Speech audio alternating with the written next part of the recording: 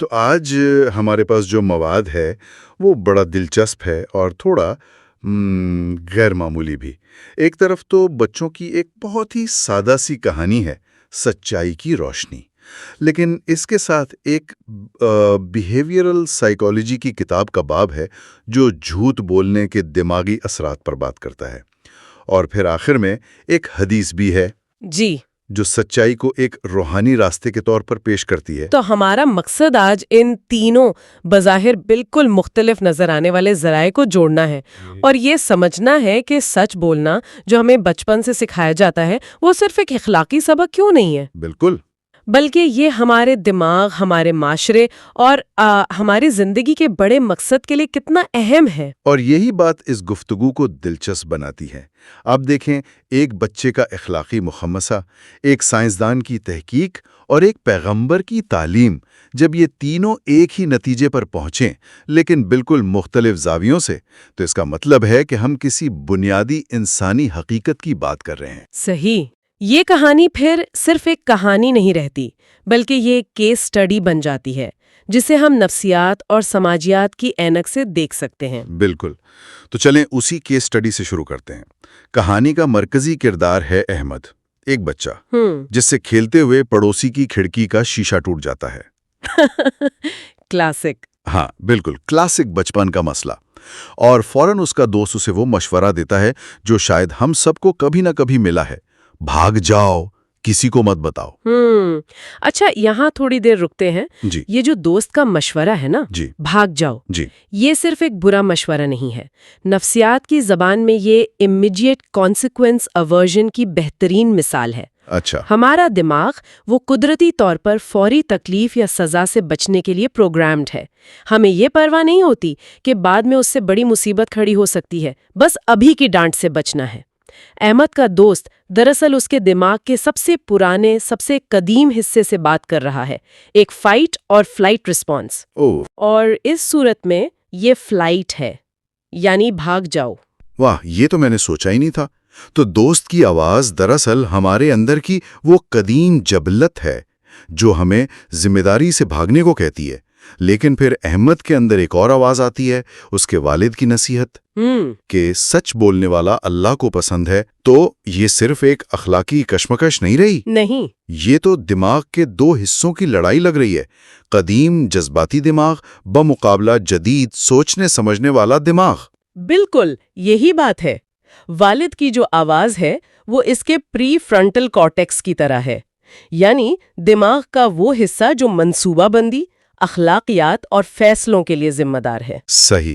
تو احمد کا مخمصہ یہ ہے کہ کیا وہ اپنے فوری خوف یعنی امیگڈیلا کے سنے یا اپنی اعلیٰ اقدار یعنی پری فرنٹل کارٹیکس کی۔ ہاں، یہ کہانی بہت خوبصورتی سے اس اندرونی جنگ کو ایک سادہ سے منظر میں دکھاتی ہے۔ جی، اس کا دل کانپ رہا ہے، وہ گھبرانا ہوا ہے، لیکن اس کے ضمیر میں والد کی تربیت کی روشنی بھی موجود ہے۔ اور وہی روشنی اسے صحیح فیصلہ کرنے میں مدد دیتی ہے۔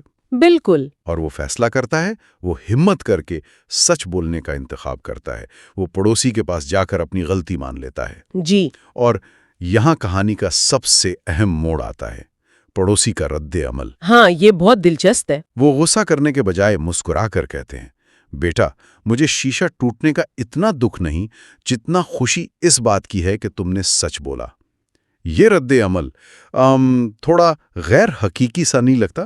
مطلب عام زندگی میں ایسا ہوتا ہے کیا؟ ہاں، پہلی نظر میں یہ تھوڑا آئیڈیل، تھوڑا غیر حقیقی لگ سکتا ہے، لیکن اگر ہم اسے دوسرے سورس یعنی سماجیات کے نظریے سے دیکھیں تو یہ بالکل منطقی ہے۔ پڑوسی یہاں صرف ایک اچھا انسان نہیں بن رہا، وہ لاشعوری طور پر سوشل کیپٹل یعنی سماجی سرمایہ میں سرمایہ کاری کر رہا ہے۔ Social capital? اچھا، یہ کیا چیز ہے؟ اسے تھوڑا سمجھائیں گی؟ اس کا مطلب ہے اعتماد کا وہ نیٹ ورک جو کسی بھی معاشرے کو جوڑ کر رکھتا ہے۔ دیکھیں، پڑوسی کے لیے ٹوٹا ہوا شیشہ ایک چھوٹا مادی نقصان ہے۔ صحیح۔ تو معاشرے میں اعتماد کا ایک یونٹ کم ہو جاتا۔ اچھا۔ پڑوسی نے شیشے کی قیمت پر احمد کی ایمانداری کو انعام دے کر اپنے محلے میں اعتماد کا ایک یونٹ بڑھا دیا ہے۔ اس نے ایک چھوٹا نقصان برداشت کر کے ایک بڑا فائدہ حاصل کیا ہے، ایک ایسا نوجوان پڑوسی جس پہ وہ مستقبل میں بھروسہ کر سکتا ہے۔ ہائی ٹرسٹ سوسائٹیز اسی طرح بنتی ہیں۔ یہ تو کمال کا نکتہ ہے۔ تو پڑوسی کا رد عمل صرف مہربانی نہیں بلکہ وہ ایک صحت مند معاشرے کی بنیاد رکھنے والا عمل ہے۔ جی بالکل۔ اس نے احمد کو سکھایا کہ تمہارے کردار کی قیمت ٹوٹے ہوئے شیشے سے کہیں زیادہ ہے۔ لیکن ایک سوال ذہن میں آتا ہے، پوچھے؟ کیا حقیقی زندگی میں ہمیشہ ایسا ہوتا ہے؟ سچ بولنے پر تو کبھی کبھی نوکری چلی جاتی ہے، رشتے ٹوٹ جاتے ہیں، نتائج ہمیشہ اتنے اچھے تو نہیں ہوتے۔ یہ بہت اہم سوال ہے، اور ہمارے سورسز یہ ہرگز نہیں کہتے کہ سچ بولنا ہمیشہ آسان ہوتا ہے یا اس کا انعام فوراً ملتا ہے، لیکن وہ یہ دلیل ضرور دیتے ہیں کہ طویل مدت میں یعنی لانگ رن میں جھوٹ بولنے کی قیمت ہمیشہ سچ بولنے کی قیمت سے زیادہ ہوتی ہے۔ اچھا، اور یہ ہمیں ہمارے تیسرے سورس یعنی بیہیویئرل سائیکالوجی کی طرف لے جاتا ہے۔ کہانی میں ذکر ہے کہ سچ بولنے کے بعد احمد کے دل میں خوشی کی روشنی بھر گئی۔ جی، یہ صرف شاعرانہ بات نہیں ہے۔ اچھا، تو اس روشنی کے پیچھے کوئی سائنس ہے؟ بالکل، سائنسدان اسے کوگنیٹو لوڈ کے نظریے سے بیان کرتے ہیں۔ Cognitive load? جی، جھوٹ بولنا دماغ کے لیے ایک بہت محنت طلب کام ہے۔ جب آپ ایک جھوٹ بولتے ہیں تو آپ کے دماغ کو نہ صرف وہ جھوٹ یاد رکھنا پڑتا ہے بلکہ اصل سچائی کو بھی دبانا پڑتا ہے۔ پھر آپ کو اس جھوٹ کو سہارا دینے کے لیے مزید کہانیاں بنانی پڑتی ہیں۔ یہ ایک پورا جال بن جاتا ہے۔ یہ ایسا ہے جیسے آپ کے کمپیوٹر کے پس منظر میں بہت سارے غیر ضروری پروگرام چل رہے ہوں جو آپ کی ریم اور پروسیسنگ پاور کھا رہے ہیں۔ تو جھوٹ بولنا ذہنی طور پر تھکا دینے والا کام ہے نا؟ شدید تھکا دینے والا۔ یہ آپ کی ذہنی توانائی کو ختم کر دیتا ہے، آپ کو ہر وقت تناؤ میں رکھتا ہے کہ کہیں پکڑے نہ جائیں۔ صحیح۔ جب احمد نے سچ بولا تو اس نے اپنے دماغ پر لدے ہوئے اس پورے کوگنیٹو لوڈ کو ایک جھٹکے میں اتار پھینکا۔ وہ جو خوشی کی روشنی اس نے محسوس کی، وہ دراصل اس کے دماغ کا ہلکا پن تھا، وہ ذہنی سکون تھا جو اس بوجھ کے اترنے سے ملا۔ واہ! تو ایک طرح سے سچ بولنا آپ کی ذہنی کارکردگی کو بڑھانے کا ایک ذریعہ ہے۔ یہ آپ کے دماغ کو فضول کاموں سے آزاد کر دیتا ہے۔ یعنی سچائی صرف ایک اخلاقی اصول نہیں، یہ تو ایک کوگنیٹو ایفیشنسی ٹول ہے۔ بالکل، آپ یہ کہہ سکتے ہیں۔ یہ تو بالکل نیا زاویہ ہے۔ تو اب تک ہم نے یہ دیکھا کہ سچ بولنے کا ایک اندرونی فائدہ ہے، ذہنی سکون اور کم کوگنیٹو لوڈ، جی، اور ایک بیرونی فائدہ ہے، سوشل کیپٹل اور اعتماد میں اضافہ۔ درست۔ اب آتے ہیں ہمارے آخری سورس کی طرف، جو کہ ایک حدیث ہے۔ رسول اللہ صلی اللہ علیہ وسلم نے فرمایا، سچ نیکی کی طرف لے جاتا ہے اور نیکی جنت کی طرف لے جاتی ہے۔ یہ ان دونوں فائدوں سے بھی بڑی بات کر رہی ہے۔ جی، یہ سچائی کو ایک انفرادی عمل سے اٹھا کر ایک پورے روحانی سفر کا نقطہ آغاز بنا دیتی ہے۔ اس حدیث میں جو ترتیب ہے وہ بہت گہری ہے۔ وہ کیسے؟ یہ نہیں کہا گیا کہ سچ بولنے سے جنت ملتی ہے، بلکہ ایک کازل چین یا ایک ڈومینو ایفیکٹ بیان کیا گیا ہے۔ اچھا۔ پہلا قدم سچائی ہے۔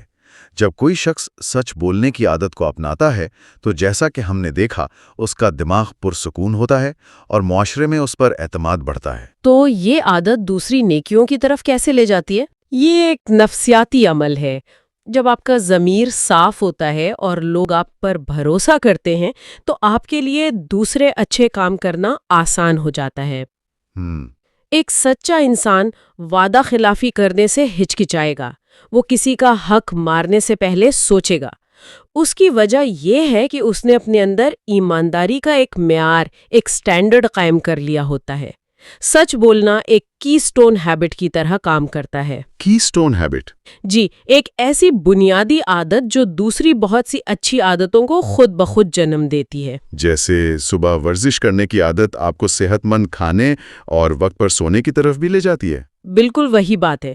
سچائی وہ اخلاقی کی سٹون ہیبٹ ہے۔ یہ آپ کے کردار کی عمارت کی بنیاد ہے۔ جب بنیاد مضبوط ہو تو اس پر نیکی کی دیواریں کھڑی کرنا آسان ہو جاتا ہے۔ صحیح۔ اور حدیث کا اگلا حصہ کہتا ہے کہ نیکیوں کا یہ مجموعہ، یہ مضبوط کردار آخرکار انسان کو اس کی حتمی منزل جنت تک پہنچاتا ہے۔